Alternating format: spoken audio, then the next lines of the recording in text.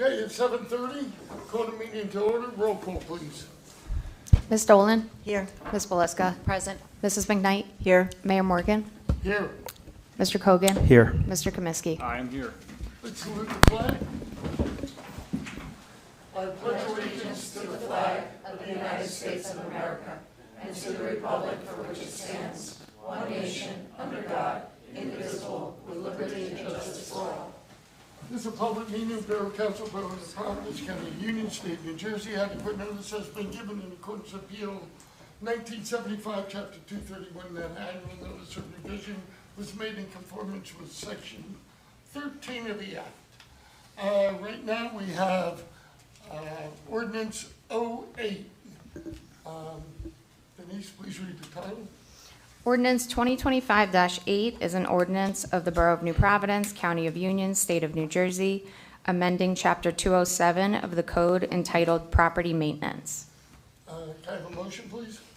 So moved. A second? Second. Okay, what this is an ordinance banning bamboo. It's an invasive species. So, and I know I see David and Lisa here. So, you know, anybody wants to discuss this ordinance and this ordinance only, raise their hand. Either one. David? Yeah, this is our neighbor Ned. Okay. Just a couple of comments, if that's all right. Yeah, sure. Yeah, my name Just is, give your name and address. sure, my name is Ned Sienko. My address is 45 Johnson Drive, New Providence, New Jersey. I've been a resident of New Providence for over 30, or coming up on 30 years. And I've come to speak out against the new bamboo ordinance, at least in its current form, okay? It feels that feel that parts of the ordinance unfairly penalize those who've had bamboo for, like me, 30 years. And we're being asked to cure this within 30 days. I believe that the proposed ordinance should be considered with the perspective of both parties involved, the person who feels that they're being encroached upon and the person that owns it. So there's two sides to that story.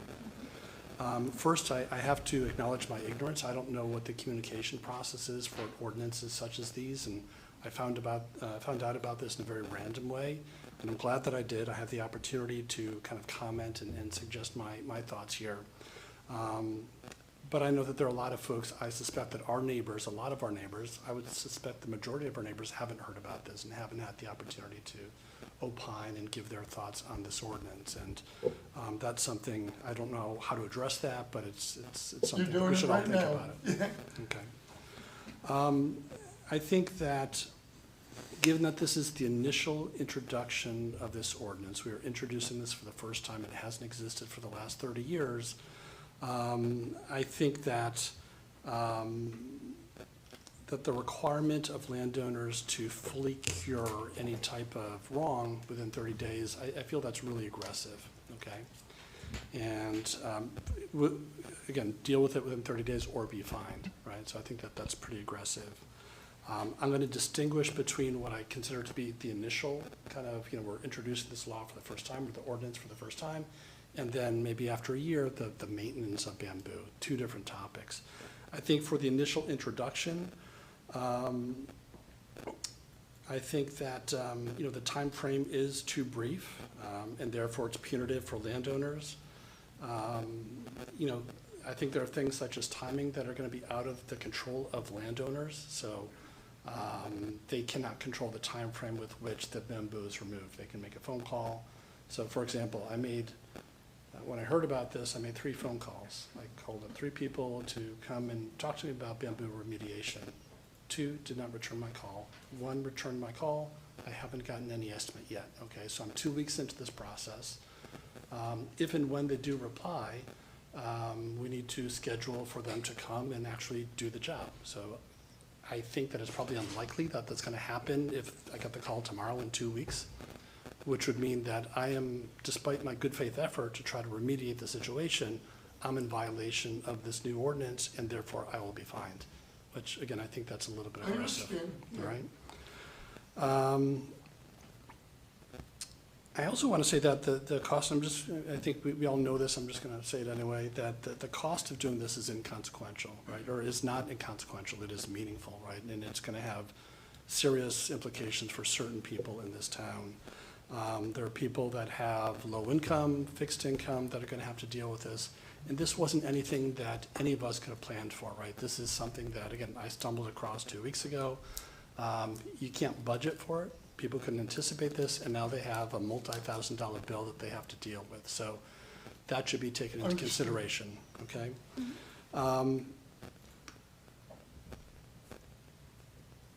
I guess in closing, what I wanted to kind of maybe add is that I believe that there should be several amendments made to the proposed ordinance.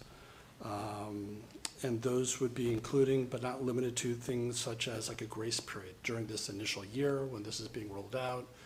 Maybe it's not 30 days, maybe it's 90 or 120 days where we can get the estimates, we can get work done in a reasonable manner.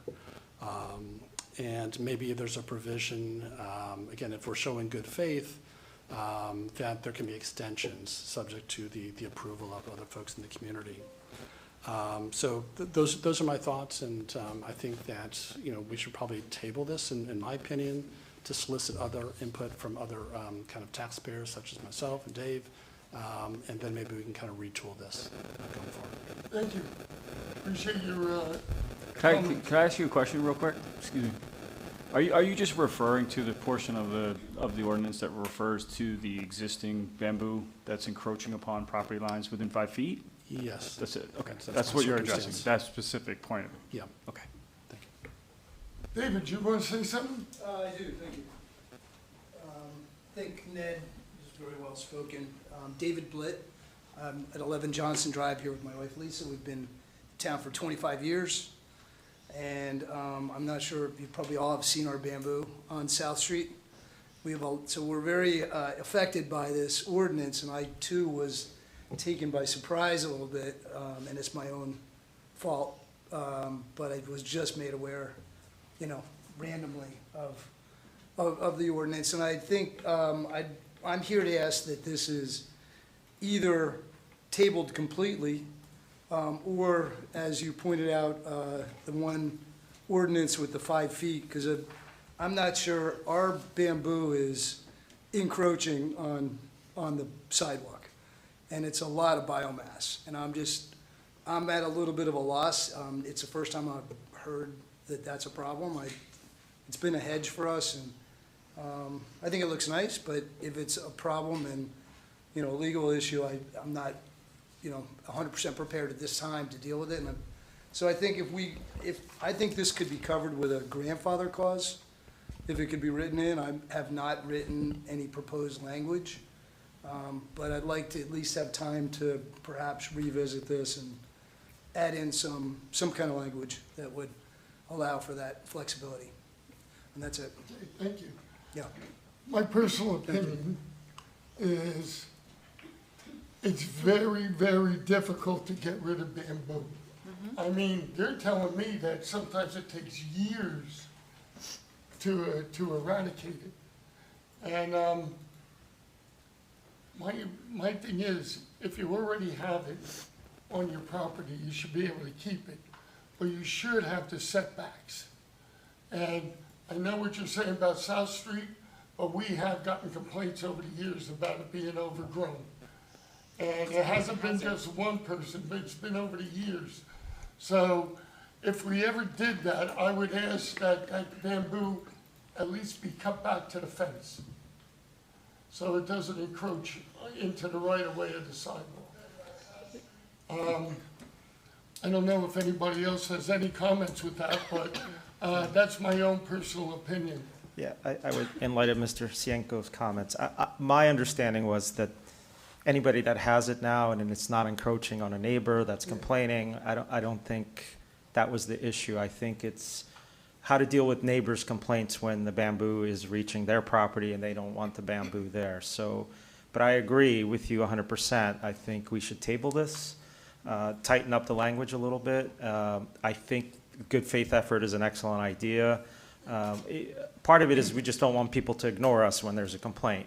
So we need to have a little teeth, but at the same time, hopefully the owner acknowledges it, makes the proper steps, at least starts showing progress that they're aware of the ordinance and aware that they need to do something, but 30 days, you're not going to be able to do anything, Right. even to get estimates, as you mentioned. So I agree. I think the other thing is that I think this ordinance is pretty much to say, new people that don't have bamboo, don't plant bamboo. If it's already there, like I said, I know for a fact it takes years to get rid of it. Yeah. It just keeps growing and growing.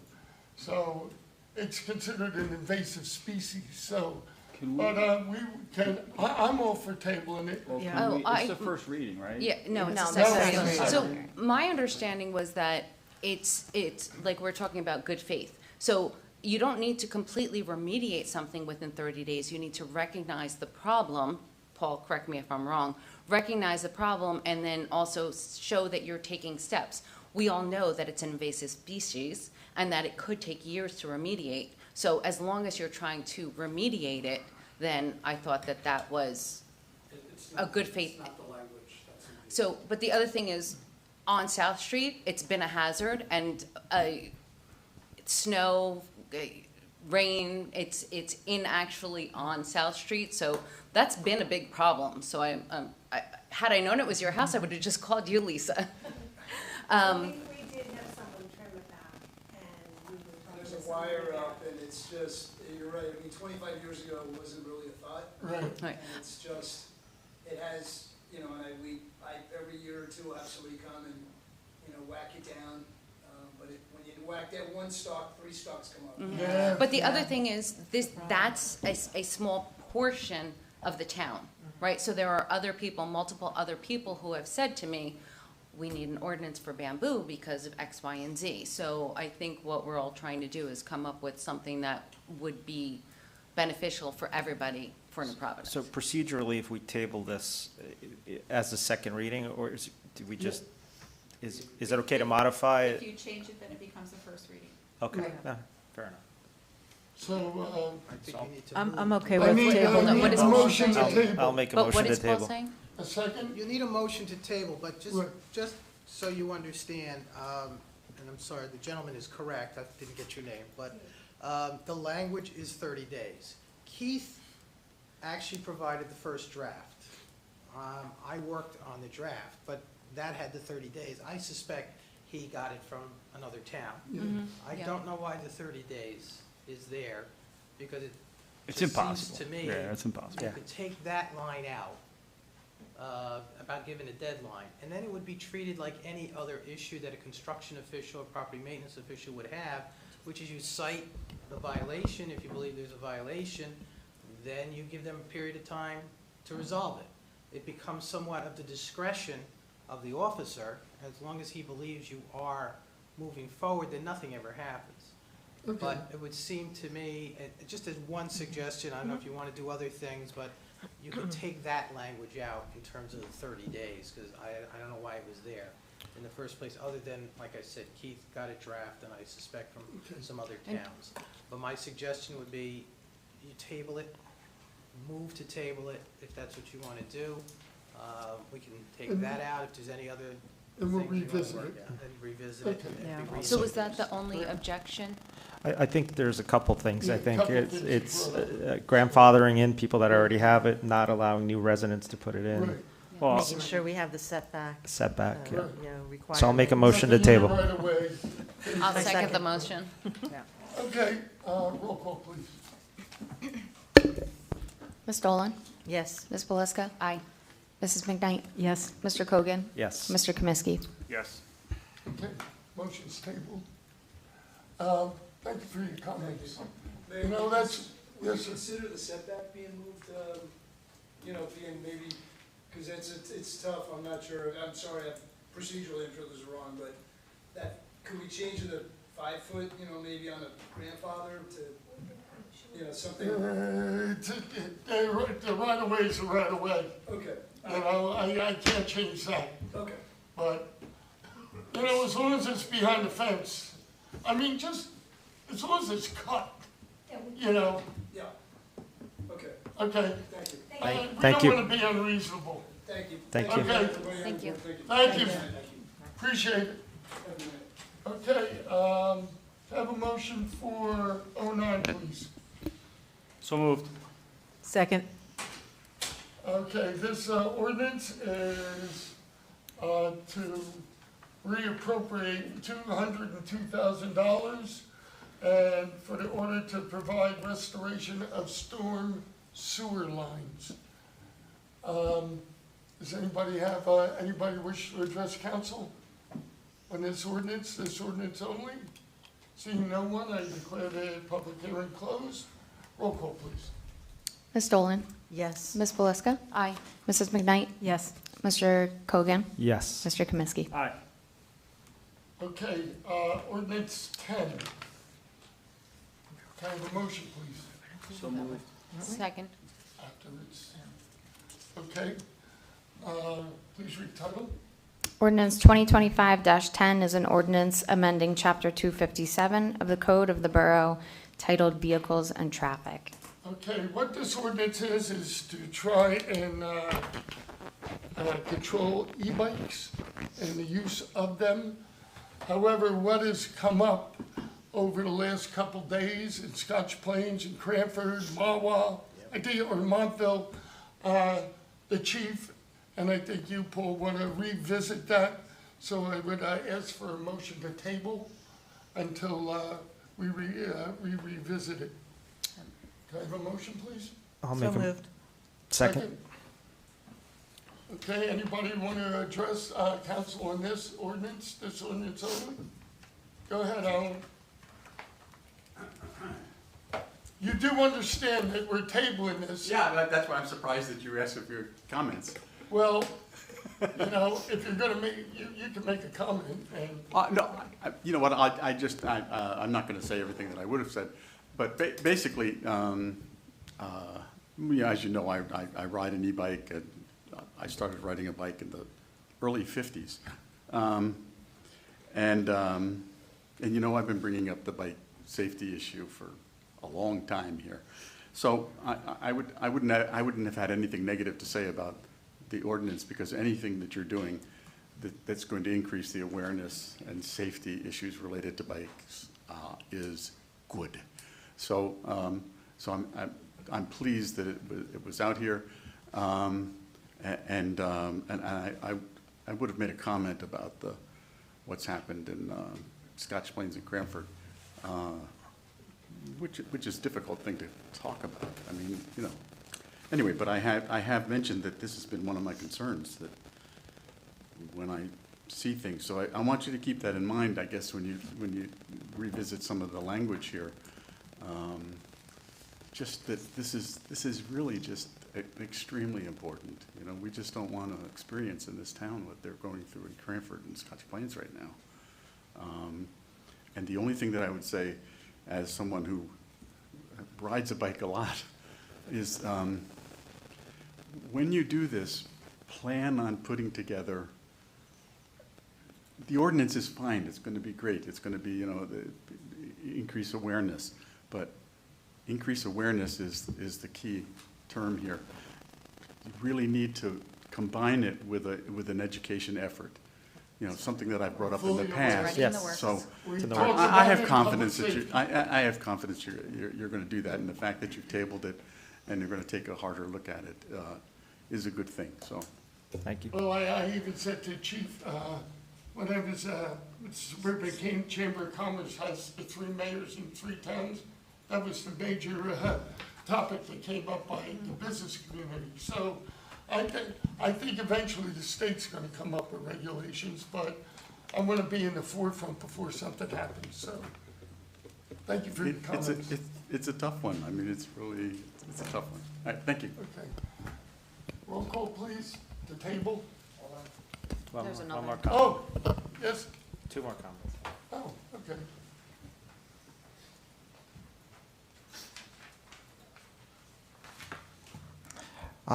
Good evening, Steve Corellis. I head the state chapter of the National Motors. Address?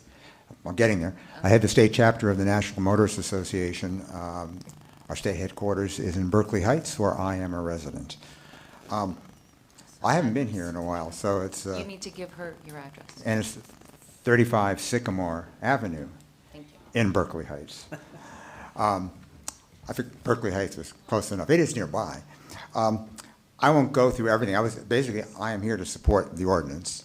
And, you know, some of the things you do were, I think went further than other places, like the not allowing them on sidewalks and making sure you were able to cover, being able to penalize for things beyond helmet violations, because you'd have to do that locally.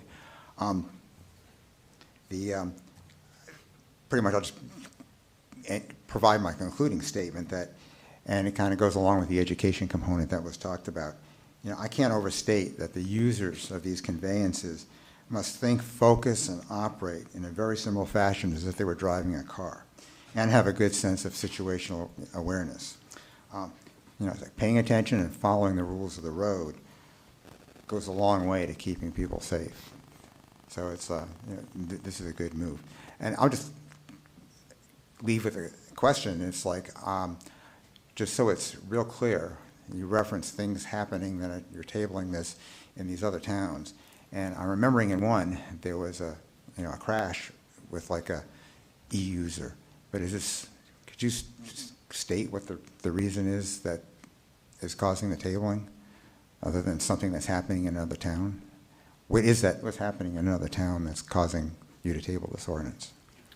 It's Oh, not, no. because I just talked to the chief, if I could, so it's not that it happened in another town. The chief just felt he wanted to take another look and be a little more comprehensive, including perhaps making some changes to our bicycle. Speaking to the mic. Oh, okay. I can hear you. So that's, I'm sorry. Again, for Alan, anyone else who didn't hear, the chief just wants to take another look at it. He thinks maybe we need to be a little more comprehensive with it. And he mentioned that he may want to make some changes to our provisions as to bicycles, not just e-bikes. So, and it's not just related to what happened in other towns. He just, obviously, that does bring it to the forefront, but we were already working on it. He just wants to take another look and be a little more comprehensive, he thinks. Well, they do it right the first time, then they keep going back and adding. So Okay. that's what it is. Thank you. That really helps, and that is a good idea. Thank you. Okay, thank you. Yes, sir.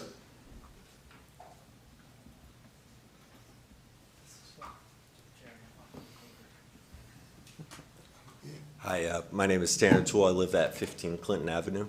So because it's being tabled, I'll try and keep my comments pretty brief. I appreciate that this ordinance is up for a vote. I totally understand there's a whole statewide and national-wide, push to regulate e-bikes because there are some very dangerous ones. There's some very reckless users out there. I totally understand the tragedies of the crashes in Cranford and Scott Plains are awful. You know, I hate hearing about that. That's my profession, is to make safety plans for transportation. So, you know, it really hits me when that sort of things happen. Again, I really don't have a huge problem with this ordinance, maybe other than the penalty seems a bit harsh. At least from my experience, a lot of e-bikers are teenagers. Most teenagers don't have $100, $200, $500 sitting around. And to say they get that fine, their parents pay it maybe once, then they get it again, they take away their e-bike, now they're trapped at home, they're forced to have their parents drive them around, or they drive themselves, which... It's a good form of education though, isn't it? I won't necessarily disagree with you there. I don't know. The chief is going to, we'll go through all the fines. Yeah, but I would just... There's going to have to be some penalty. No, I'm not... For people to understand that this isn't okay. And we were talking about how they have, speed restrictors, and you can program those things so you can go 35 miles an hour. Yeah, like I said, there's some illegal devices, there's a lot of reckless users. Right. I work in Jersey City. If you guys ever go to Manhattan or Jersey City, you'll see both delivery e-bike drivers that are zipping around. I had someone like swerve around me, so I do understand it's frightening to just be walking down the street, enjoying your day, and someone zooms by you on an e-bike. However, I would say, understanding tabling this, I would challenge you all to say that let's provide more space for kids to be kids on their bikes for kids to walk to school, to be able to bike to school, to be able to be teenagers. Teenagers are gonna make mistakes. So when the mistakes do happen, we don't want them to be tragedies like we're seeing in our other towns. We have a complete streets policy. Let's do something with that. Right now, our streets are kind of dominated by cars. We do have some pedestrians. We do have some nice pedestrian amenities. But if I walk from here to Springfield and I try to get to Acme, it can be a hazardous experience sometimes. We all know that. You probably all have experienced that yourself. So just my challenge and my thought to you guys and would be that let's ensure that we're giving space to other users and not just saying you can't be here, because riding on the sidewalk, sometimes that's the rational thing to do, especially for a kid. Thank you. Thank you, Tanner. Anyone else? Seeing no one, I declare the public hearing closed. Roll call, please. Ms. Dolan? Yes. Ms. Belisca? Aye. Mrs. McKnight? Yes. Mr. Cogan? Yes. Mr. Kaminsky? And I just want to say, I'm, not that I'm disappointed, but I really did want to put this through because of, in light of, a lot of information we're hearing around, the state, of which, after investigations, I think some of it may have nothing to do with e-bikes itself at all, right? Somebody could have been on a skateboard and been hit by a car just as easy. I just want to challenge the Public Safety Committee to just, put this on the front and let's get this back in front of us as soon as possible. It is. Number one topic. Yeah. As Paul said,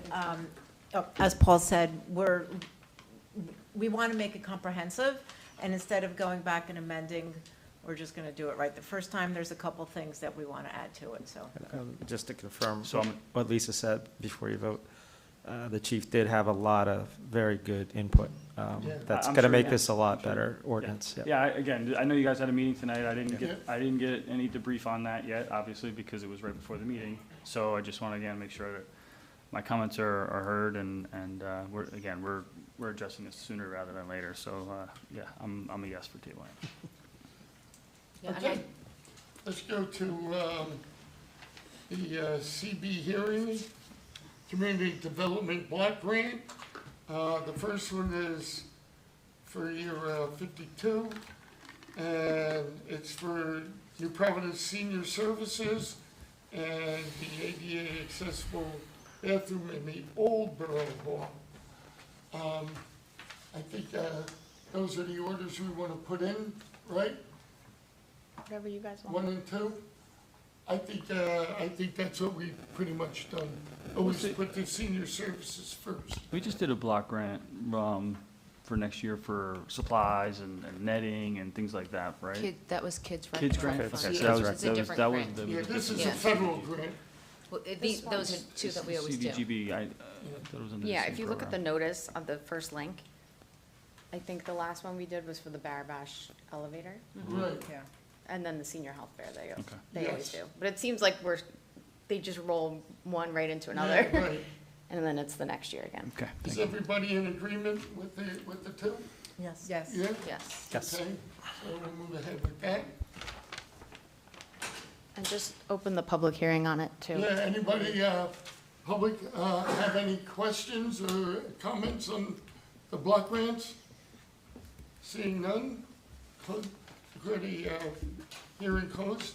We don't need do we need? I could do it, yeah. Yeah, go ahead. Ms. Dolan? Yes. Ms. Belisca? Aye. Mrs. McKnight? Yes. Mr. Cogan? Yes. Mr. Kaminsky? Aye. Okay, I need approval of minutes for September 9th, please. So moved. Second. All in favor? Yes. No, so be it. Okay, correspondence, Neglia Group. It's a permit application for NJDEP for Berkeley Heights for reconstruction of some of their stormwater outfalls.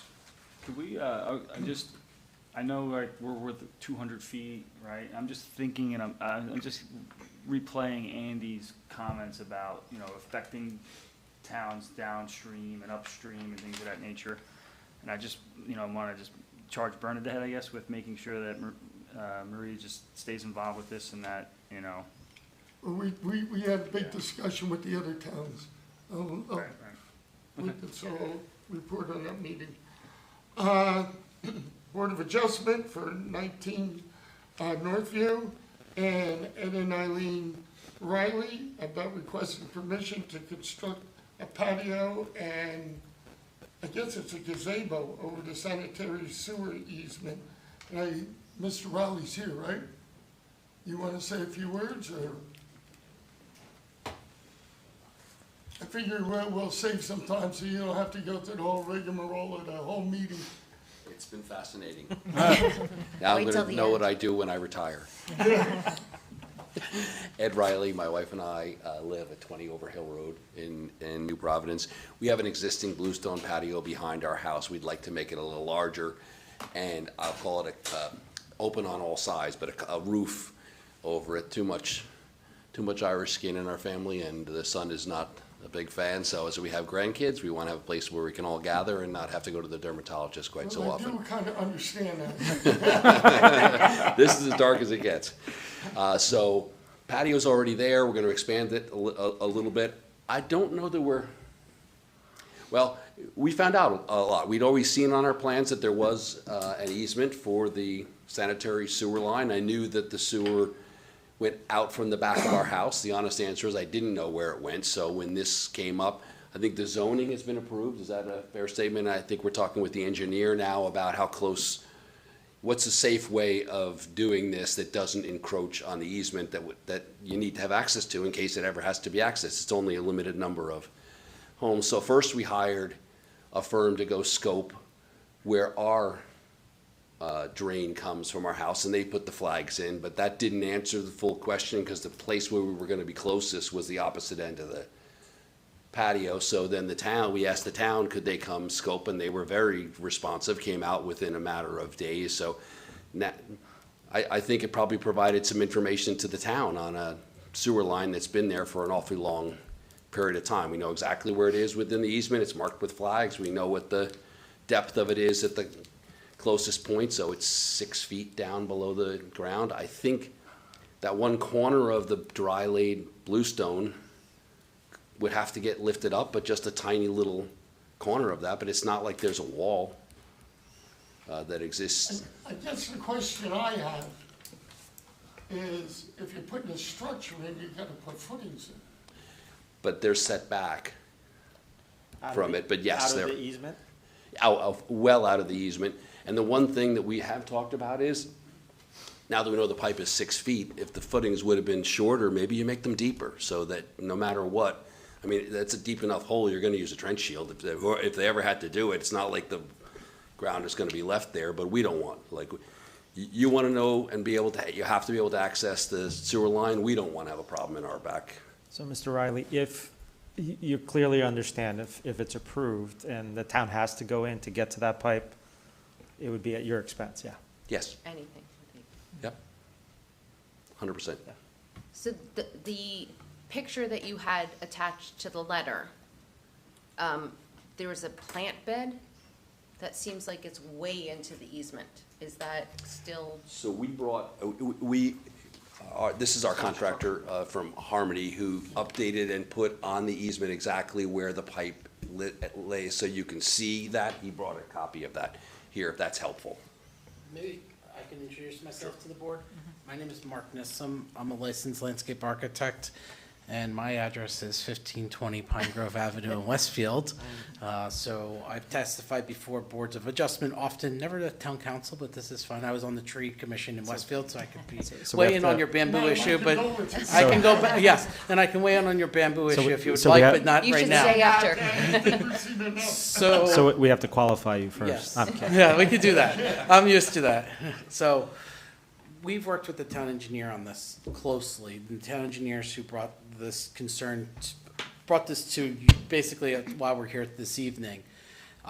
Initially, our plans had a small modular block retaining wall encroaching into the easement. We've now taken that away.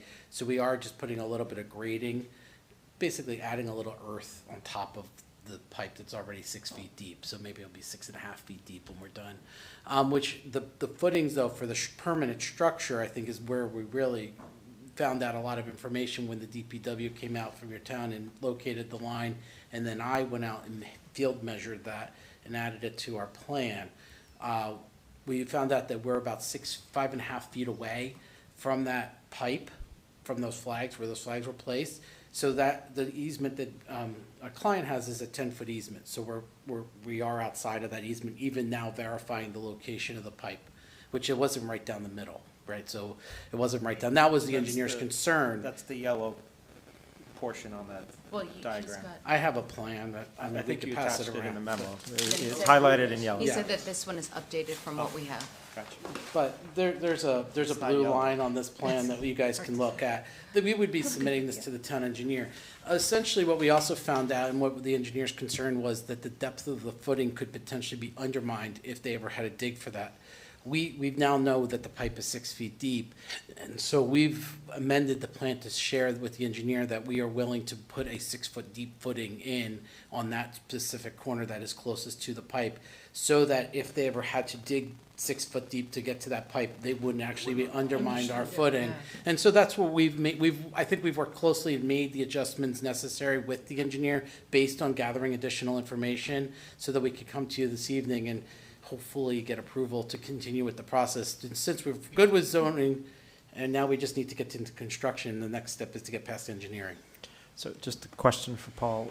You would have to, there's obviously some sort of agreement you would have to have with the homeowner? Yes, I mean, if you're inclined to do this, it would be subject to an agreement. I get the sense that Mr. Riley is aware of this, that we'd have an agreement that any construction would be subject to approval of the engineer, construction official, any other officials, that they would be responsible in the event of any damage to the sewer line and for the cost of repair, and that they would be responsible to allow us access if we should need it, including, you may have to dig up that portion at some point. I don't think it's going to happen, but that's what the agreement would be. The agreement would basically be, it's got to be approved by our people, they're responsible for any damage, and they agree that they're going to be responsible for the cost of digging anything up if we have to access. Could we also, Paul, let me ask a question. If the Rileys decide, 5 years from now to move, I don't think you'll ever leave the Providence, but, say they move. This is, we're not planning to. So a new owner comes in, are they then held to that same? Well, the agreement can be recorded, so that any new owner comes in, they're going to do a title search as the buyer, and when they do a title search, they're going to find that agreement. Okay. Just like this, as they find a deed, they find a mortgage, they'll find that agreement, so that any new owner will be aware of it. And their survey already had in their deed, like, that sewer easement was already on. It wasn't like a surprise. We would designed it initially, knowing that it was there, and kept our footings outside of that. We're not just gonna make them essentially deeper. And the engineer was concerned that, what if the pipe wasn't in the center of that 10-foot easement with 5 foot of grace on either side? What if it was right up against the edge of the, closest to the client's house, and then we needed to actually go another 5 feet, which is where now we know that we have that safety zone. I think it's I'm pretty. not an engineer, so we also just make sure that there's, in those planting beds, nothing that's, bamboo. No but- bamboo. No, but anything that might, Coming in from our neighbors, may- so no, there will not be any of that. maybe deep-rooted trees or things of that nature that may, I think that's just make sure we stipulate something like that. Yeah. Okay. Yeah, that's not what we planned anyway, so yes. Do we need to, just know that this is just a So is discussion? this really a council Yeah, approval yeah. issue? Well, it would be to move forward, and what I would suggest we do, again, if you're all in favor of this, I will prepare an agreement. I'll circulate the agreement to all of you, so if you have any suggestions, issues, once we're in agreement with it, I'll circulate it to the Rileys, and when they're approving it, then it'll be on for resolution authorizing execution at another meeting. Is there precedent for this type of agreement with I other have residents? done these types of agreements generally with a shed or a fence or a pool. We just did a fence about Yeah, 2 months ago. I think this might be We my did a first shed patio, up but there, we too. definitely did a Okay. shed. The first patio? years ago. First patio, but the shed, the fence, a pool, All related to the sanitary sewer line underneath the It's easement. usually Easements. that's almost always that. Easements in general. Utility, Easements in utility general, okay. easements, yeah. Yeah. Okay. Thank you. Good. So next month we'll be here to hear the resolution approved? Should be. You don't need to be here. You can Well, we walk. will, next month we can call the zoning official, or the engineer the day after and move it to construction. Get a permit. That's what we're hoping for. I don't need to see the plans. All right.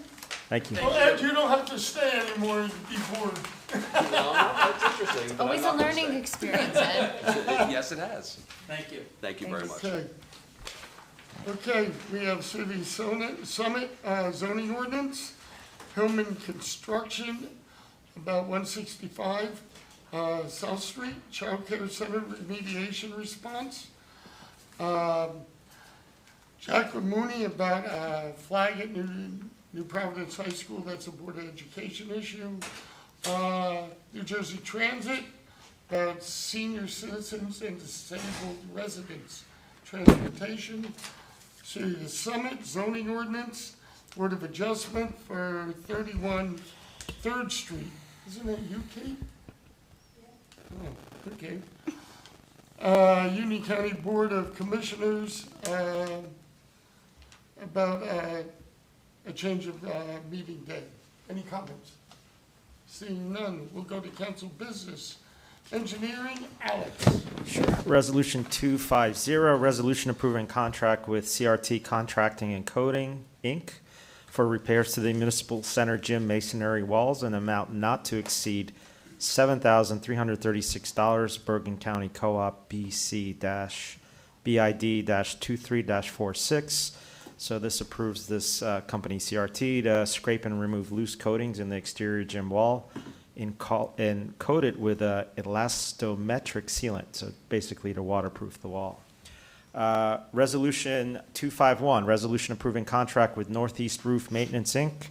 for repairs to the firehouse brick facade and chimney in the amount not to exceed $18,700, Bergen County Co-op BC-23-46. So the original scope was of work was to repoint and seal the bricks in the chimney of the firehouse. Then later was determined the corner section of the bricks have some severe water damage as well. So this approves them with rebuilding them with new bricks. All right, Finance, Lisa. Thank you, Mayor. We have Resolution 2025-252, which is a resolution authorizing the cancellation of taxes receivable. This pertains to a 100% disabled veteran, so we will be canceling taxes for him. Resolution 2025-253 is resolution authorizing the payment of the attached bills payable list in the amount of $475,319.26. The more significant items on here are for Colliers, for engineering services, $71,585. Suburban disposal for our August garbage, $49,083. Professional property appraisers, this is the first payment going out to them for our reval. That is $46,377. McManaman, Scotland and Bauman. This is for professional services, $23,516. USSI Sports for summer tennis camps, $21,010. UC Utilities Authority for our August disposal fee, $19,464. Hero Outfitters for our police uniforms, $15,420. And EnviroSite LLC for the sewer camera repair, $13,423. All right. Resolution 255 is appointing crossing guard Eugenia Rizaki, starting October 1st. Resolution 255 is for Motorola Solutions for radios for the EMS. That's for $11,610. You said 255 twice, so just want to clarify. The first one was 254. Oh, sorry. Okay. I want to make sure. Okay, resolution 256 is for Dan Swayze and Son for $4,500 for striping and markings in the EMS parking lot And they'll also make markings for the charging station. And we'll go to Public Works, Matt. Thank you, Mr. Mayor. This is, first is an authorization to hire a wastewater treatment plant employee. This is approving one additional person to be hired for our wastewater treatment plant. As you know, our wastewater treatment plant, run by Tony Carnival, one of the All-time greats. best in the business. He's currently working the plant with 4 people, right? And you know, recently with all the storms and you know, discharges and things that have been happening, you know, he's looking to hire one more person. On top of that, you know, Tony's getting up there and he's probably got a limited amount of time left. We don't want him to ever leave us, but we do want to plan for that, right? And so this additional person will also allow us to give him more time to help train his successor as well, so that the plant can continue to run smoothly. Resolution 257 is a resolution authorizing the agreement between the Borough of New Providence and the County of Union regarding Conservation Center leaf disposal. This is our memorandum of understanding for HVI services. This is for us to be able to utilize their County Conservation Center for our leaf disposal. Resolution 258 is a resolution approving the requisition R2501929 for Automation Systems Solutions, Inc. in the amount not to exceed $5,000 for emergency switchgear repair at the wastewater treatment plant. The switchgear is when the wastewater treatment plant loses power and it automatically switches over to its generator, so it is a very important piece of our operations. Can I ask a question quick of the additional plant operator? Would this person come in at sort of an entry level? Is that the idea, or? Yes. Okay, and then they would be trained and hopefully brought up through the ranks? That's correct. Okay, so this is a approval to actually open a requisition for somebody to apply? That's right. Okay. Yeah, then once we approve this, the next steps would be the job requisition and us approving the advertisement of the job, and then the next one hopefully will be our approving of the hire. The hire and the salary. From a historical perspective, I believe Tony's original team was probably this size, and through his Herculean efforts of keeping the plant running and being so efficient. But I think with now the intensity of storms, and people have to realize, I think a lot of people do realize, these individuals have to report to the plant on these emergencies, not to go home like we get to go home to. So historically speaking, the number of personnel in the wastewater treatment plant used to be larger. Over the years, we experienced several people who left and went to various other jobs. For a long time, we did keep that position open, and Tony at that point felt that he could manage it. I will say that the 4 people include Tony, so it's a 24/7, 365-day-a-year position. And all of the jobs down at wastewater treatment, DPW, are all governed by the Teamsters contract. So yes, if they come in at their first level, Okay. and they get stepped accordingly. Okay, thank you. And I think it's also, we note that we have to take care of the Summit pumping stations. They pay us to do that. So, you know, there's a lot of work that goes on. And with the stormwater, even though it's not sanitary sewer, you know, they'll be doing some work on the storm sewers too. And that extra person's gonna give us a little flexibility to move people around. Okay. We've got the committee reports. I met with, Discussion items? you didn't tell me up front. Oh, sorry. Can I have a discussion item? Go ahead. So, America 250 had a meeting on Wednesday, which was after the agenda was set. So America 250 had requested that I discuss with everybody the fact that, we're coming up on Pioneer Day, and they would like to purchase a banner / table runner thing and possibly tattoos to give out at Pioneer Day. There will be an article coming out unveiling the logo, so a lot of exciting things happening for America 250. So they just wanted permission. I think a table runner is about $200, and I'm not sure how much the tattoos will be, but they won't be, anything significant, and it's definitely below the $500 budget. So they just wanted to get approval for that. Does anybody have any questions, or? Well, so you budgeted money for 250, Mhm. so it's within the realm, so. They need just approval. Yeah, Yeah. I think we just need approval to, say, is any objections to it? No? Okay, Okay. that's it. Okay, I met with an Eagle Scout today. And what a great project. Him and his father and other scouts, they made a storage room on the stage in the gym. And they put in hooks. I mean, it's just a beautiful job. And they hang easels up there so nothing gets damaged. Allison is thrilled with it. And they also built a new ramp for handicapped people to get up through the back door for handicapped people. So it was a great job, and I want to thank Michael. What a great kid. And I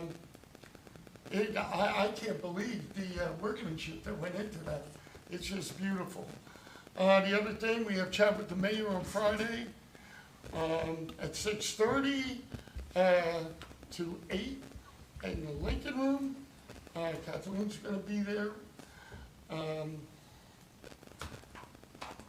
We have the car show coming up Saturday, which will be a lot of fun. It's supposed to be a beautiful day too. So that starts at 9 o'clock, 10 o'clock. I know the registration starts at 8. So they'll have food, awards, trophies. It's always a really good time. I wanted to bring up something a little personal. Is after the last council meeting, there was a lot that went on, and I don't know if anybody, most of you probably knew Michael Lacco. He passed away suddenly, and he was a good friend to everybody in the borough, owned specialties. It was very sad, and then we had 9/11 the next day, and I want to thank the fire department and all the participants for a very nice, solemn ceremony. We actually had 2 residents come up to speak. They haven't spoken about it in 24 years. And they gave, everybody was all choked up. And it was really moving. And I said that night that 9/12, we all came together. And everybody worked together for a common good. I don't know what's happened over the last 20-something years. But we're not like that anymore in this country. The rhetoric has to be toned down. The divisions have got to stop if we're going to survive. I have never seen, it reminds me of 1968, and a lot of people weren't even around it, but it's horrifying what I see every single day on the news. Just terrible. But I was with Senator Bramnick last night, And he and Senator Cryan, one a Republican, one a Democrat, both very good friends of mine. And they're going on a civility tour. And hopefully, they can break through some of the barriers here. You know, we can all agree to disagree, but we should all be respectful to each other. And I hope in my heart that we can turn this country around somehow and do that. So I just wanted to say that. The other thing was stormwater. We had our first meeting. It was productive. Everybody had a lot of good comments and ideas. What we decided to do was break the town up into sections, like we did the traffic. And each section will have flash points that we will take care of first, and then from there we'll work our way out. This isn't just gonna happen this year, but it's gonna be an ongoing project for many, many, many years. We're gonna go through all the storm sewers. We're gonna camera them, see if there's any blockages, see if there's anything that needs to be cleaned out. We've already checked all the outfalls. They're all clear, okay? They've done extensive work up at the Flume. I know Kate over by you, they've done a lot of work. And you can see that we just appropriated $200,000 to work on the stormwater. Besides that, Bernadette was key into getting other towns, Long Hill, Summit, New Providence, Berkeley Heights, and Chatham Township to go in to put in for a grant with the state. As you recall, there was a correspondence that there's $300 million out there. So we figured a regional approach is the way to go. And, you know, I agree with that. The more towns involved, the more money you're gonna get, and the more likelihood that you're gonna receive some funds. Just to comment on that Yes. meeting, so I was on that call. Yeah. I think we're not giving Bernadette enough credit. It was like herding cats. It Yeah. really was. Oh, There was yeah. only one person that knew what they were talking about. Yeah. And getting everybody, it was almost like, just say yes, please say yes. Everybody was in agreement. They It's were, just- but you can tell who's Yeah. in charge, right? Yeah. So, sorry. Yeah, you're amazing. Then Bernadette, myself, and Chief Henn went to Berkeley Heights last Friday, and we met with the DEP and the Army Corps Engineer, their representatives. Well, everything that Andy Hippolyte told us here was exactly right. They were talking about long-term,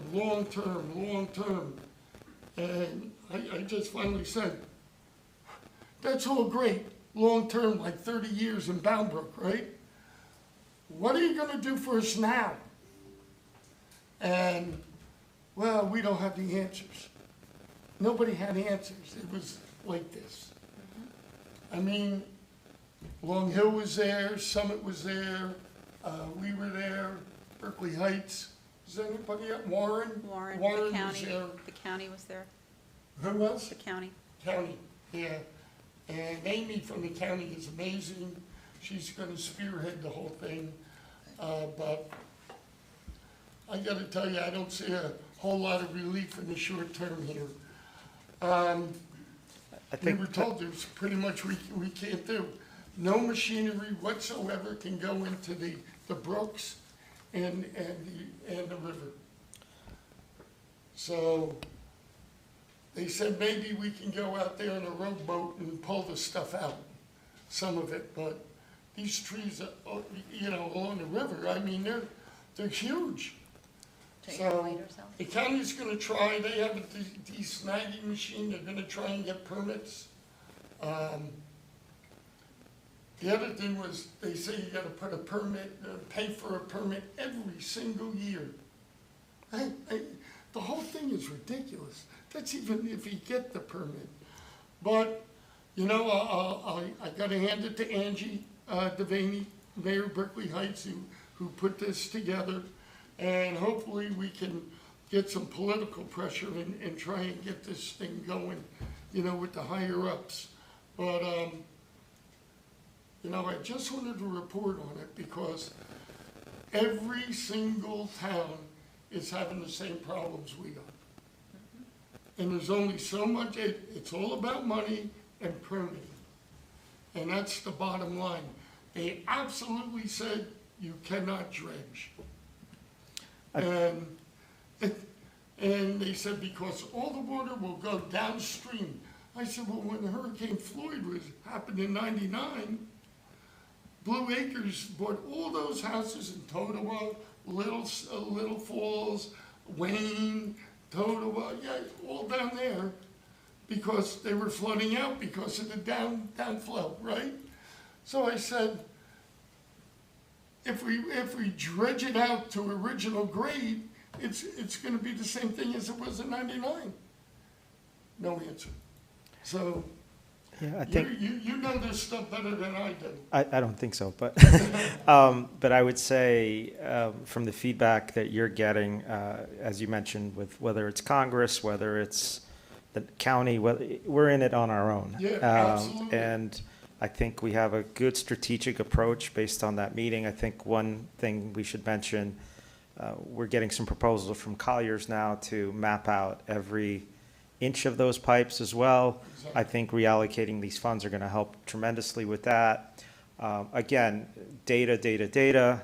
Let's see what we have. We'll eventually, the goal is to scope every single pipe in New Providence, see where the problems are, attack it systematically. But as you've been saying, we're trying everything at the level above us and not getting much support. So we'll have to start doing this on our own, and I think we have the resources, the technical resources to do it. Financially, we'll just have to budget every year, but I think we're on the right path. I think one thing that did come out of that meeting, that every single person in every town said, overdevelopment. All this overdevelopment and people putting in all this impervious surfaces is contributing greatly to all the stormwater problems. And I have to agree with them. Even though that RSIS standards say one thing, the reality is this is not good. And it goes from big developments to, you know, residential, you know, every little bit, you know, it causes the flooding. So let's see where it goes from there. But like you said, Alex, we have a good plan coming up. So we do what we can with what we have. Any questions? So will it be like a 5-year plan, a 10-year plan? Oh, kind this of is thing? ongoing forever. Like the Well, I traffic think came once up we with. get an idea, Yeah. let's call it the diagnosis of where Mm-hmm. we are, what's blocked, what's not blocked, what's running. Then obviously you have to start allocating funds, see what the cost is, where the most critical areas are to attack first. Yeah, it's going to take several years. I don't know if it's a 5-year, 10-year plan, but I think we're still in the whole data collection. Yeah, and I think it's like a forever thing, really, because when you get to the end of the first round, you're gonna have to go back and start all over again. But that's why we have all those plans, right? We have a communications plan, we have a traffic plan, so this is just gonna be another plan. Another plan, that we- like we upgrade the traffic every Yep, year. mhm. We have the road paving program every single year. We do the in situ form, lining of sewer pipes. We do that. We put money away every single year. So, you know, we'll do our best with the funds that we have. So, okay. Can I just make one more comment? I know I had brought this up to Bernadette, I shared it with Alex, but there is a bill that's being considered in New Jersey State Legislature called Superfund. Climate Superfund. And the idea would be that there would be a fund generated, just like there was for cleaning up contaminated, chemical plants and things like that. That would then be allocated to towns and municipalities and they could use it to actually, reinforce their stormwater management infrastructure.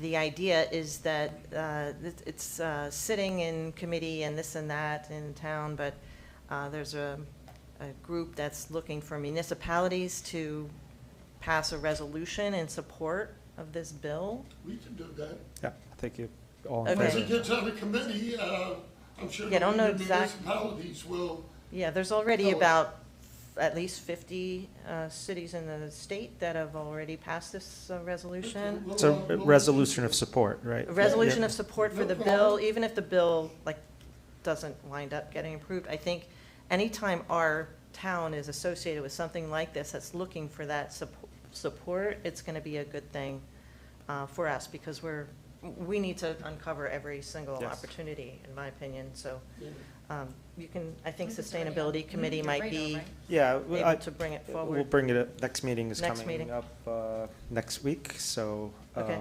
this week, sorry, tomorrow. Thanks, John, that's why Well, you're the best. One thing that we give municipalities in the Conference of Mayors, when a bill like that gets out of committee, then they send us a notification and a sample resolution of Okay. support. But- So we don't have to we don't have to construct the wagon wheel. Right, So we'll keep an eye out for but that one. tomorrow, definitely we'll Okay, discuss. yeah, because there is a sample resolution available. Just Oh, didn't there come, is? it Yeah, didn't yeah. come Okay, from great. the committees, but I mean, we could start there. Yeah. And, I think the key with all this stormwater issues we're talking about, I think it's a invigorating level of commitment to actually doing something and looking at our problem areas and committing, whether it's professional resources or financial resources to fixing some of these problematic areas. And a lot of it, yes, it's overdevelopment out, but the intensity of these storms, as we've Yeah, all oh, said, yeah, is a absolutely. whole different ballgame. Because And- we can have every single line cleared, it still might not be enough. And you did hear that from DEP and the Army Yeah. Corps of Engineers. They said the same thing. So, unfortunately, I know the assembly won't even be back in session till like December. So, all right. Matt, oh, you want to do something? No, go ahead, I'll let Matt, I'll have the good news, but go ahead. Oh, I just want to say that I think that was a record for you right there on your report, so. And I do want to say thank you for mentioning Mike Alaco. Mike's what I like to call a true pioneer. The Alaco family are all true pioneers, and I've worked with Mike for 20 years now, basically, helping put uniforms on our children for all of our sports programs, and he's a great guy and will be missed for sure. The only thing I have really is just the planning board. Just wanted to mention the planning board's next meeting is October 7th. I feel like it's been quite a while. I had to ask the mayor if we had a meeting since our last council meeting. That's how long I feel like it's been. But yeah, just want to make sure it's out and everybody's aware. It's October 7th, 8 o'clock. We're still looking at Toll Brothers, so if you have concerns or questions about that application, please continue to show up and ask questions. And that's it for me. go ahead, Alex. Thank you, Mayor. On the sustainability front, so we have very good news to report. 2 weeks ago, we learned that we did reach silver status. That was a major accomplishment. Many years in the making. Herculean effort by Doug Sullivan, our chairman, Allison Smith, Bernadette, John, and various, Robert's back there, committee members. Everybody took on several tasks. I think I mentioned we needed 350 points. We got 350 points. The only question I don't know is once you hit 350, that they just stop counting because we submitted more. But just to give people a little perspective, so in Union County, it's only 3 towns that have silver status: Summit, Westfield, and now New Providence. In 2024, there were only 28 municipalities out of 564 municipalities in the state that had this silver status. In 2025, now that they've just updated the files, only 64 towns out of 564 towns. So we're in the elite level. We can't rest on our laurels. We now know kind of the roadmap for this, what needs to be done. I think I mentioned in prior meetings that whoever was approving our application was definitely a stickler for a lot of things. And they were really just, we can talk about them for a while, but it's great. I don't think people realize how important this is, how big it is. And I just want to thank our Sustainability Committee and all the volunteers, not just the ones that are here, but even some of the students that we have. It's amazing, and I think everybody deserves a lot of praise to getting there. Can I just thank you? And then can I just say, I want to say congratulations to the council and the mayor for their commitment to providing the whatever they needed on the sustainability to get this done. And I also want to say thank you to Councilwoman Diane Bliska, who, I don't know, 4 years ago brought this up as, something that we should be looking at. And as you all may or may not be aware, we all kind of serve on all of our committees throughout our life cycle here on council, and the reason for that is so that we get exposure to all of that, and when we're there, we hopefully bring fresh ideas. And so thank you for bringing that idea to the table. But I'm and not congratulations to all of the committee as well for literally putting in the effort to get that across the board. So excellent job. And I just also want to add, our sustainability committee is fantastic.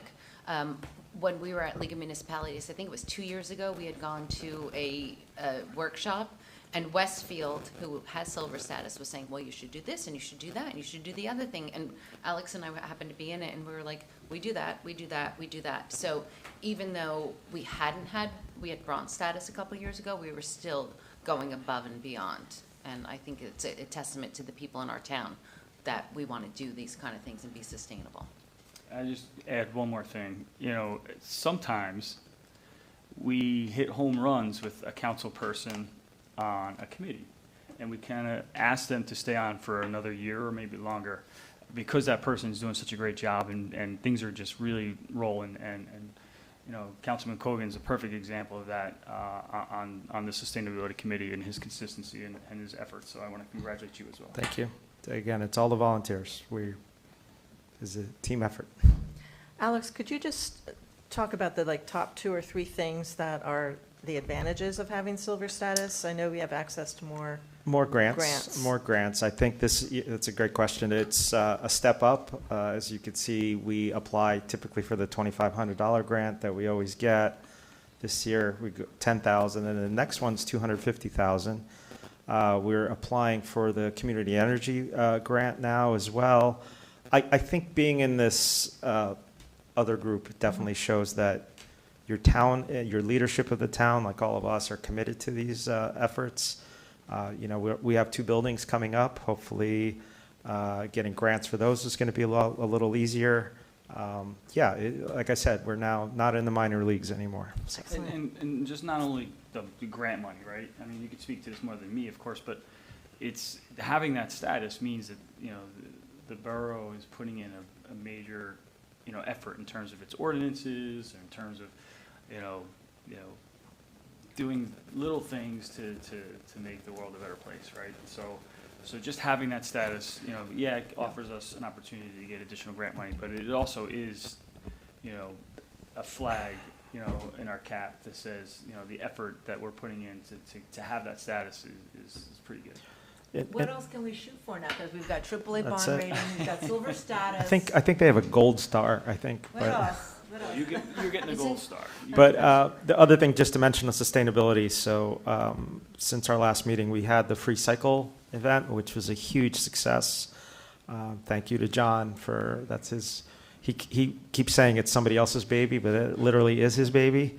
If you were there early in the morning, you saw the amount of people that attended that event, the amount of junk that was collected at the end. But most of it is going to a good household and is not going to the waste stream. I think every year we revisit, I think, the toys that people donate are just trying to get rid of junk. So we might have to tighten up our protocols on that. But yeah, it was a beautiful day. Again, the volunteers stay there. Robert cutting up the boxes till the very end. So it was great cleanup. When we were done, you would have thought nothing happened there. Go ahead, John. Remarkably, we only had a half a carton of junk. Everything else, raindrops or everything, that was another story. But eventually they took stuff. We were down to one half carton, which was really amazing. Wow, congratulations. Good job. So thank you. I have a pod in my garage. I just threw my garage out. I have a pod on my driveway. Can we have one at my house this week?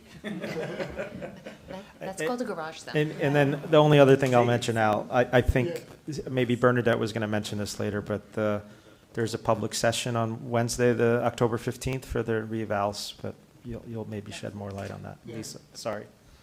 Taking your time. I'm done talking. Pioneer Day survey?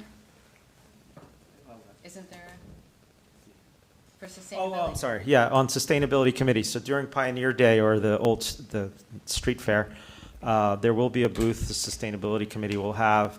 It's a survey for our community grant application that's required. So residents will have a little survey to fill out. We're hoping we get a lot of feedback of what we're working now with someone to help us put that survey together.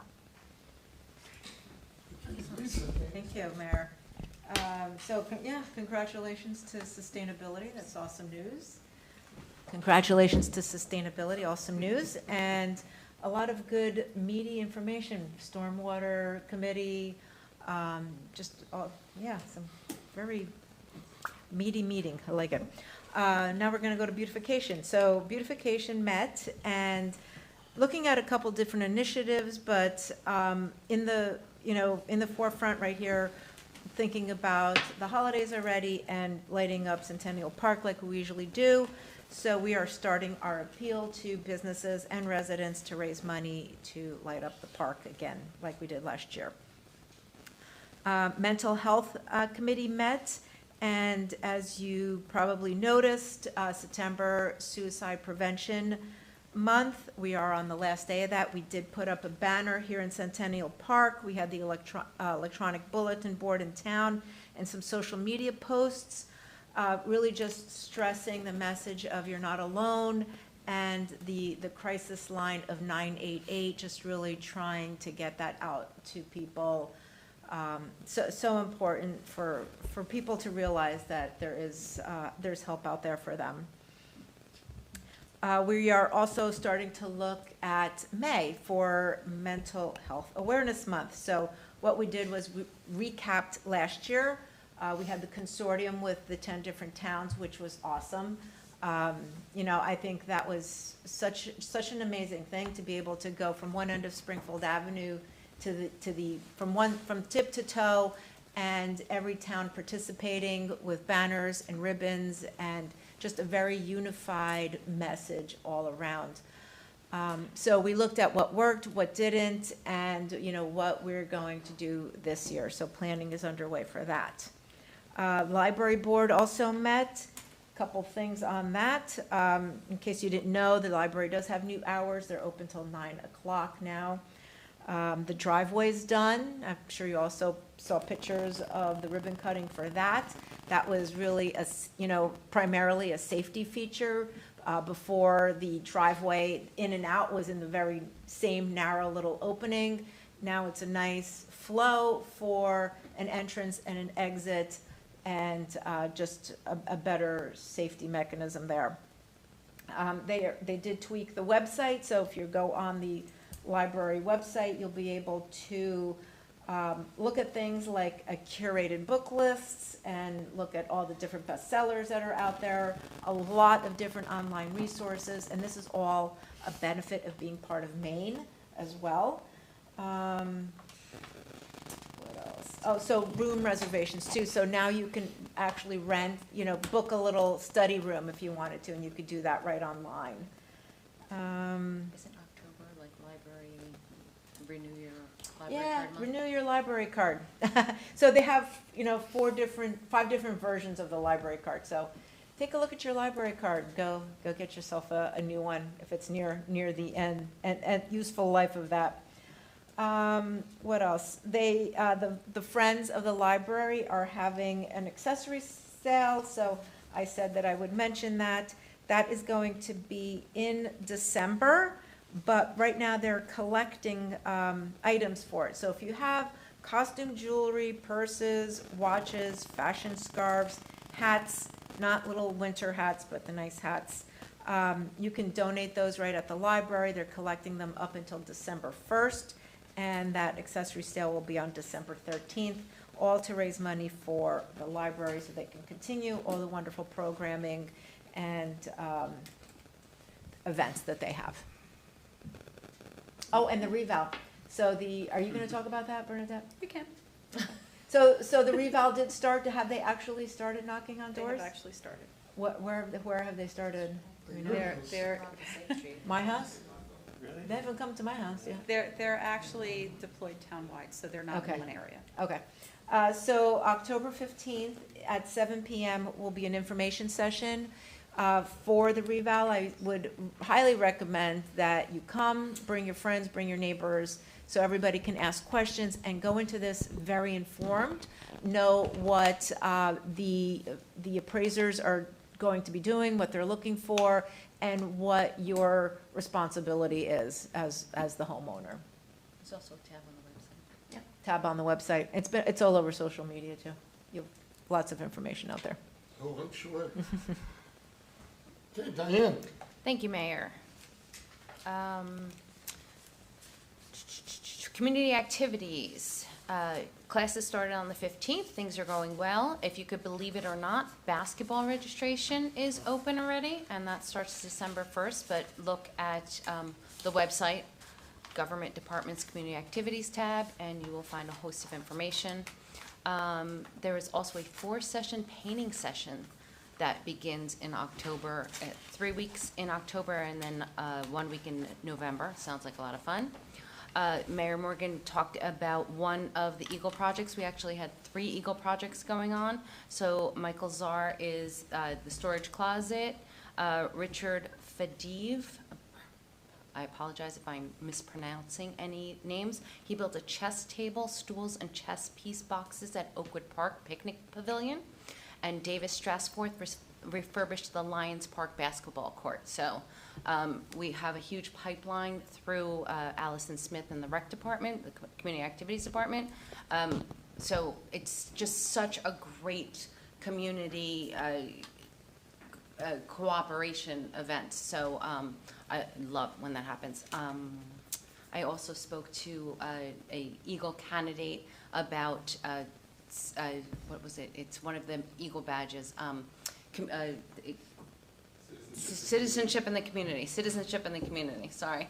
And yeah, so that's always fun to talk to the kids about that. Community activities, older adult services. Nadine's not here, so I will talk about. We had a visit to Lantern Hill. Council President McKnight, Councilman Cogan, and myself went up to Lantern Hill at the beginning of September. It was a really great visit. We actually had our computer. We showed them how to look for things on our website, our calendar and such. And we actually were talking about the school district. I'm also the Board of Ed liaison, and how we have free concerts and, the fall play and, Budget. shout out to all that kind of thing. So it was really very interesting and very informative. Condensed budget presentation. Condensed budget presentation. They were not too interested. No. They weren't interested in that. But the question and answer was really great. So again, we're doing this on a quarterly basis. Our next visit will be on the 12th, and that will be December Nadine. 12th. What did I say? You just said the 12th. Oh, December 12th. December 12th. I read the 12th in my mind. December 12th on a quarterly basis, and that will be Councilwoman Jeff Roy, Councilman Cogan, and Councilperson Dolan. We are working on visits to the DeCorso Center in Barabash Manor, and, just really excited about that. Historical Society has a bunch of things going on. Fall graveyard tours have started, and there are 3 more. Saturday, the 18th of October at 1:30 and 2:30, and then November 1st at 1:30. There is a Fall Society program, The Gilded Age of Carl H. Schultz, which is not this Thursday, but next Thursday, October 9th at 7 p.m. in the DeCorso Center. It sounds really exciting because it's all about New Providence and Murray Hill and Carl H. Schultz. So please, you don't have to sign up, it's a free program. Please come. 4 Centuries in a Weekend will be October 18th and 19th. The Salt Box Museum and the Mason Room Archive Room will be open to the public. And they will also be at the Pioneer Street Fair. And that's that. And I talked about, the Board of Ed and, band competitions, Friday Night Lights, look on their website, and I think that's kind of everything. You talked about chat with the mayor, so I think that's good. And you talked about the car show on Saturday. Okay, we're good. I think everybody should know there is a lot going on in October. So please go to the website. There's, I know we have a fireman's open house. The Packer Club is having an open house. There's a lot of things going on. So. Yeah, because the DID and the NP, BPA have created the NP Biz, and it's all of October, and it's everywhere on the websites. Okay, Kathleen. Thank you, Mayor. Diversity Committee, another thing happening in October is the Hispanic Heritage Celebration. That's going to happen on Saturday, October 11th from 1 to 3 p.m. at the Berkeley Heights Y. So that's a collaboration between New Providence Summit and Berkeley Heights. Encourage all of our residents to attend. Municipal Alliance, the monthly Municipal Alliance meetings have been added to the borough calendar of events. So if you subscribe to the calendar, you get the notifications. You will get heads up about the meetings, and we are looking for volunteers. So please join one of these meetings. Just check it out and see if it's something that you think you might want to volunteer for. The next meeting is actually a week from tomorrow, October 8th at 7 p.m. here in the Borough Building. So I just did not actually talk with Mayor Morgan before this meeting, but I had planned to say a few things related to what he talked about earlier. And it has to do with what I consider some very disturbing and in some cases illegal activity in New Providence related to our upcoming election on November 4th for state, county, local government positions as well as Board of Ed. So most of you know that you've been in town the past few weeks. You've seen their lawn signs all over town that are supporting one or more candidates for one or more of these positions. And when a property owner chooses to display one of these signs, they do so freely and have property rights over the signs they display. So, but if anyone walking by or driving by decides they don't like the message being displayed, that's not justification to knock the sign down or remove it or throw it in one of our waterways. That's property damage, theft, and littering. And with the number of security cameras installed in our neighborhoods, if you are one of these perpetrators, you shouldn't be surprised if you're identified and charged. Secondly, if you are a frequent user of social media, you may have seen some personal attacks being posted against one or more candidates for one or more of these positions locally. We are all entitled to our opinions, but I encourage all our residents to focus those opinions on the issues and refrain from personal attacks on social media. So lastly, some residents received recently unsigned letters through the U.S. mail in their mailboxes with the exact same personal attacks. that were posted on social media. The sender obviously took the time to identify specific residents and their addresses to send them this vitriol. This is harmful and shameful. So the point being that in today's America, it's hard not to see how our society has become less open to or even capable of having civil discourse, and instead is using all means available to launch random and baseless, and in some cases illegal, attacks on individuals who are putting themselves forward to support our communities. These tactics are not new, but they are becoming more sinister and more unhinged. We've seen how political violence can accelerate this divisiveness, and we cannot condone it or tolerate it anywhere at any level through any means. This should not be us. This should not be happening in New Providence. We all have the right to free speech thanks to our Constitution. We can respect everyone's rights without tearing each other down. In this year's election and in all elections, I encourage all of us to freely stand behind those candidates who we feel best represent our positions and values with a sign or a positive post or a neighborhood gathering, and ultimately with our votes. This is how we can keep this town a nice place with nice people. Thank you. Well, apparently, this isn't anything new. This has been going on for years. I get some pretty colorful letters with no name, no address. They come right to town hall. And if you don't have the courage to put your name on something, it's not worth the paper it's written on. So, I get it. I get it. And, you know, like I said, we can all agree to disagree, but just show some restraint and respect. Alex, go ahead. I was going to say something, but I agree with your statement 100%. Yeah. I failed to mention during my report, so tomorrow night is Yom Kippur. As a Jewish councilman here, I have to explain. So Yom Kippur stands for Day of Atonement. I will be praying for all my sins and praying to forgive you for all your sins. Well, thank Thank you you. very much. Thank you. I'll be there for a while, yeah. I could use some Bless you, prayers. my son. But the holiday starts at sundown tomorrow night till sundown Thursday. And today actually is the last day of Hispanic Heritage Month, and we want to thank our Hispanic friends and citizens for all that they do for our town. And wish them all well. Okay. Anything else? Bernadette? Sure. Just a few things. Paving and striping, everyone is aware that we finally have completed our paving for the year. The railroad crossings were paved last week. The striping will take place on Monday throughout town, not only at the railroad crossings, so there could be some delays in movement as that's happening. The pool bridge, initially the contractor had thought that they would be able to construct the bridge in the parking lot, pour the concrete, and then start working on removing the old bridge and putting in the temporary bridge and doing the abutments.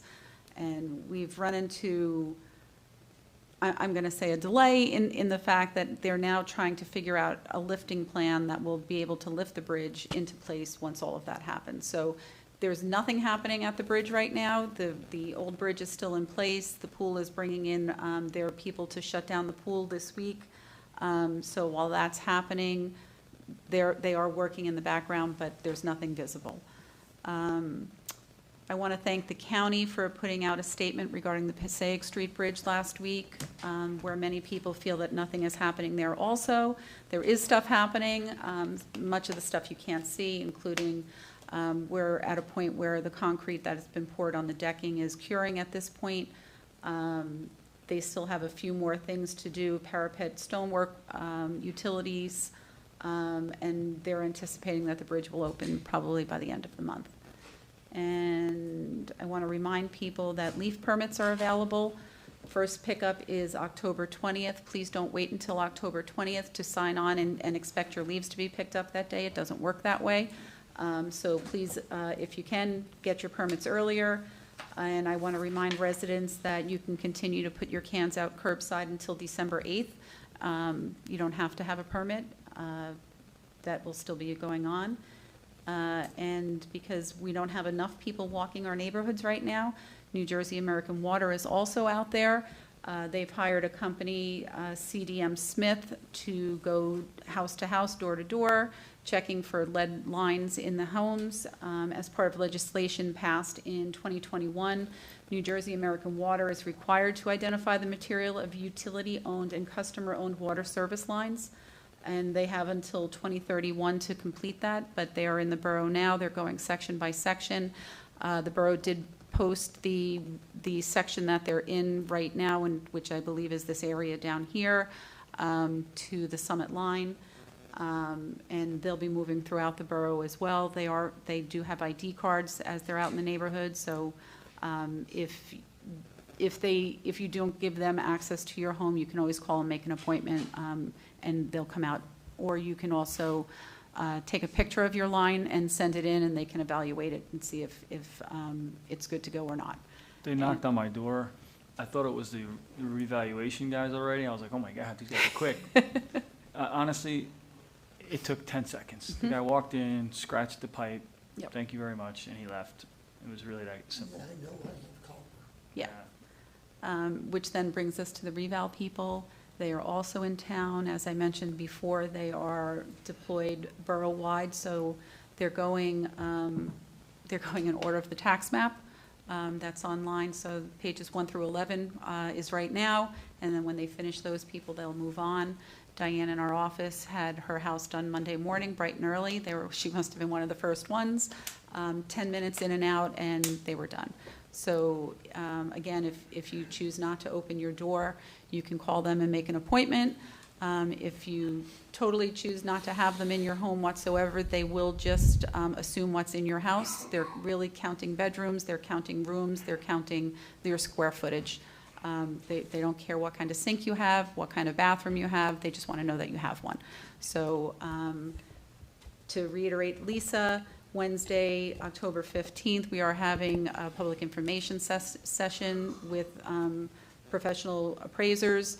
You can come in and ask any questions, or you can certainly reach out to Brian Flynn, our tax assessor, anytime. That's all I have. Thank you.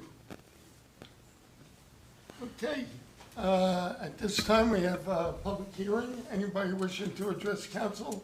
Yes, Kate?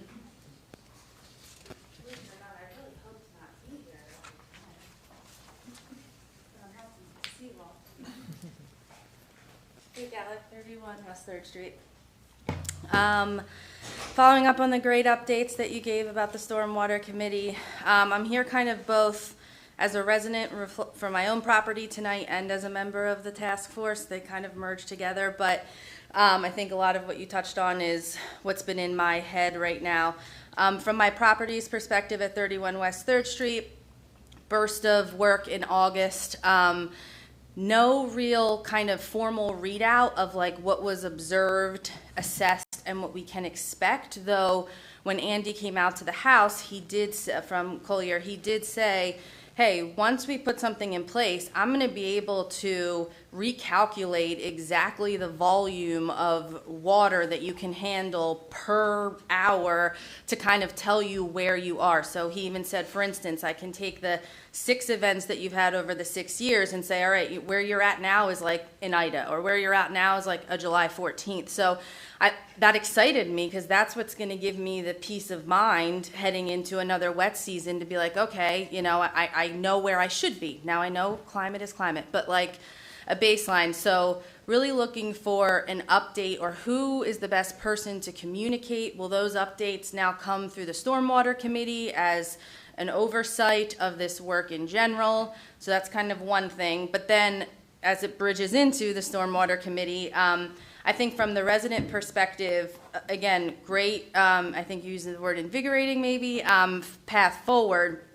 The questions that are begged immediately are, you know, how will the sections be divided and prioritized? How far will the $200,000 get us? What will happen before the freeze, during, winter, after? What is the intent of the grant money? How might that get used? How will plans be communicated to residents so we can stay informed? And how can, most of all, how can we help? How can we be eyes and ears for DPW and be volunteers that put us on the map of a different level of community organization around these efforts that you all are spearheading? Well, we're gonna have a meeting on the 14th, so. 13th? I thought it was 14th. Give or take a few. But anyway, But I think Yeah. we're all gonna get together and decide how it's gonna get split up. We already know where the problems are. We've known for years. You know, there's some places that, you know, get Slammed. habitual. Yeah. But, you know, from there, we're gonna take the hot spots and do them first. So, I think- yours is one of them. I know, I'm so grateful for that. I'm here for myself and for others. But I think your I told them to take a break, there's the only a few. action line request you emailed all of us, I think we have not come up with a plan of how to communicate and deal with your committee or your Yeah. group. I think that's on our agenda, obviously. I think if we're going to be, maybe after each meeting, we have to have you as a point of contact or somebody to readout, say, yeah. a readout of what we discussed, what's happening. I mean, one way is for the mayor here to report on that, but speaking with our DPW folks, everybody on the community, the engineers, I think, as Al said, I'm pretty sure we know where all the problem areas are. You might have more, so we should just cross-reference that. But it's all coming soon, is my only comment. Okay. But I think we hear you loud and clear. I think this, appreciate you guys have to be made aware of what's happening. Well, yeah, and I mean, I'm a planner, so ahead of October 13th, perhaps the task force will hand you a beautiful plan that says this is how the residents should be I'm gonna be engaged. clear, and I thought I did make it clear. I know you're anxious, but with DPW and the Army Corps of Engineers, they're talking long-term things, and they're Right. not even committing to anything. But So to your there's only point, so much money that we have. I understand. So we gotta put that money to the best use. 100%, and setting the resident expectations, I think, is a huge part of being able to usher forward success. I do just want to say, though, my issue is, and I know you all know this, it is not a DEP issue. It is a missing pipe that wasn't under the ground that was collapsed by. So, and I do think you understand that there are hot spots like that. So I think, again, just the open line of communication will be more than half the problem, or solve more than half the problem, that we can feel informed, and riding this wave along with you, pun intended. Pun intended. Okay, But I will also comment, Kate, you mentioned how we're going to use the 200,000. I don't want you to feel that that's the only money we have. I think going forward, every year during our budget process, we have to allocate, once we identify these locations, how can we tack off each one? Yeah. Chip away. I will say, heading into the freeze, it's my favorite time of the year, but when we come up out of it in March, it's my scariest time of year. And I Understood. know I'm not alone. Yeah. So even that as a priority of, And would be scoping the huge. lines, Yeah. the weather doesn't, doesn't it impact. doesn't matter. Yeah, But right. you're right. Hopefully these areas are identified and can be attacked before right, the spring weather comes. okay. Thank you, guys. This is a long, ongoing process, so. Appreciate the dialogue, thank you. Anyone else? Yes, Brian? Yeah, no cushions.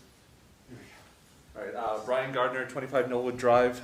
Two very quick things. First, a huge congratulations to Councilman Kogan, Councilwoman Belisca for the original idea. Silver status is huge. The whole sustainability committee, that makes me warm and happy inside. My question is for Mayor Morgan. Your report out from the meeting with the DEP and the Army Corps. For the Passaic, I get that we can't dredge. I get that we can't do machinery in there. Is there any? Would we be allowed to do like a community cleanup day or something? No. You're not supposed to be in there. Okay, so it's not like the machinery. It's like literally, because you had mentioned maybe we could pull some of the big stuff out of there. You do whatever you want. I'm not gonna tell you no. Okay. But, you know, the big stuff, how you gonna do it? These trees are huge. they weigh, they could weigh up to 1,000 pounds or more. Oh, yeah, I mean, I was thinking like, we get 50 people together, a couple of chainsaws, and then meet it untied after. Ralph made a comment about that, right? Bernadette, at the meeting, Ralph said he went in there to do something and got. They said don't go back in there. So they didn't want any machinery at all in there. Now, if they consider, I don't know if they consider a chainsaw machinery or, You'd have to pull them out to be able to cut them up. So a few things about what you're discussing. We did have the opportunity to have some drone footage taken of a lot of our waterways. Unlike other places on the Passaic, we're not seeing shopping carts, we're not seeing tires, we're not seeing all of that stuff that, as a community, we could go in and take out. So what is left is these very large trees. And at this point, that's not what's stopping the flow of water. But when you get to the mouth of the Passaic, off of, down by Ridgeview and back in there, you can see the amount of silt that has collected in the mouth and throughout the Passaic, as far as you can see. Unfortunately, what the Army Corps told us is that once a tree or a blade of grass starts growing out of that silt, we can now no longer take it out because it has changed the environment. So that's what we're up against. It changes the environment by growing. Yes, so I think Mayor Morgan said before about, why can't we just put it back to how it was, right? Because we all know kind of like, they all have stories from growing up and how, they were, ice skating and all of this other stuff out there. And now there's just these sandbars, and there's so much silt that nobody wants to take responsibility for it. And, we can go in very selectively and take out very few things. But it doesn't make it meaningful. Okay. Correct. It's not the bang for your buck. So, part of this group that we met with on Friday is discussing like how can we move forward with something. But the process is going to be long and it's going to be arduous and expensive. What scares me more is that you get volunteers in there, somebody's going to get hurt. And you don't know what's in that river, to be quite honest with you. I mean, we used to boat down the river. You can't even do that anymore. You can pretty much walk across it. But at the end of Salt Brook, down by Ridgeview, like Bernadette said, it's like a sandbar there. So the water goes down, hits that sandbar, and it pushes everything back. So I got to tell you, personally, I was very disappointed. Nobody had any real answers. But what Andy told us that night, you were here, he was 100% correct in everything that he said. Okay. Awesome. Thank you very much. Really appreciate it. Very helpful information. And unofficially, for years and years, Cub Scouts and Boy Scouts have unofficially gone into all of those waterways because kids like that, and we've pulled things out. Okay. So. Off the record, on the record. Off the record, on the record. Unofficially, kids have. Yes, sir.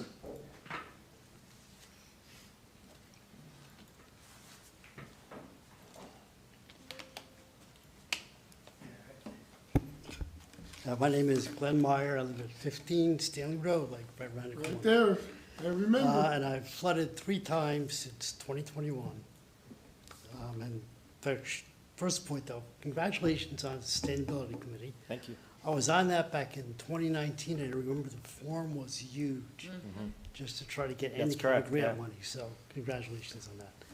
I guess my one point is really with just communication. You mentioned there's going to be hot spots that are identified and all. And the real question I have is, how do we tell the public? And I have here the message from Al Morgan in the NP News. It says, we encourage all residents to view the stormwater management engineering presentation now available on the website. I have not found it. And that's one of my It's under agendas, council minutes, and there's a link to it right there. Well, I wonder if we could make it a little bit easier for people like me to find. The only reason I bring it up is if I look at Berkeley Heights or North Plainfield, where I used to live, on the front page it says July 14th flood, or even just say stormwater management on the front page. Put the link there, instead of having to dig through multiple layers, it'd be a whole lot easier. I can see about putting it on the stormwater management page, if that would help you. Yeah, if there is such a page. There it's is, yeah. If you're on the home page, go to community projects, and there's a, Project. Oh, it's there. yeah. It's one of the projects. All right, I'll check it out. All right, If you thanks. can't find it, call me and I'll walk you through Okay, it. I will. And I will. Perfect. Anyone else? Yes, Robert?